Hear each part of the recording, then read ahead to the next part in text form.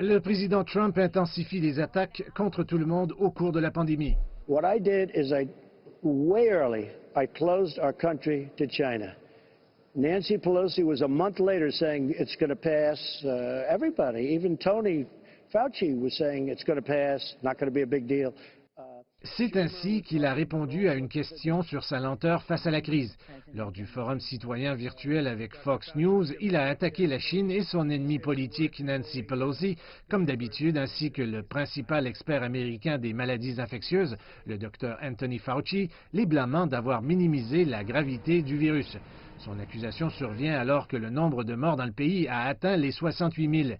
Le New York Times a rapporté une projection du gouvernement interne selon laquelle les décès quotidiens toucheraient 3 000 personnes en juin, mais la Maison-Blanche a déclaré qu'il ne s'agissait pas de données de son groupe de travail sur le coronavirus. Et Donald Trump compte sur un vaccin qui sera disponible d'ici quelques mois. We are very confident that we're going to have a vaccine at the end of the year. By the end of the year, have a vaccine. De nombreux experts sont en désaccord avec cette estimation optimiste, affirmant qu'elle prendra beaucoup plus de temps. Et alors que le président Trump se concentre sur l'établissement d'un ton positif, les gouverneurs sont aux prises avec le quand et le comment rouvrir leurs États. Le gouverneur de New York, Andrew Cuomo, a déclaré que la réouverture est plus compliquée que la fermeture.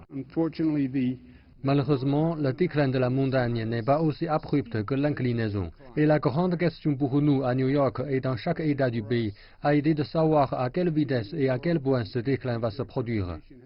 De nombreux experts en santé publique affirment que le pays ne peut pas rouvrir complètement en toute sécurité jusqu'à ce qu'un vaccin soit développé. Le président Trump a reconnu que certains Américains craignaient de tomber malades. Mais également en parlant à Fox, il a insisté davantage sur la raison pour laquelle il voulait que les États-Unis rouvrent le plus rapidement possible. Après des semaines de confinement, la patience s'épuise également chez de nombreux Américains. Alors que plusieurs États assouplissent les restrictions, des manifestations comme celle-ci en Virginie se déroulent dans des endroits toujours sous confinement.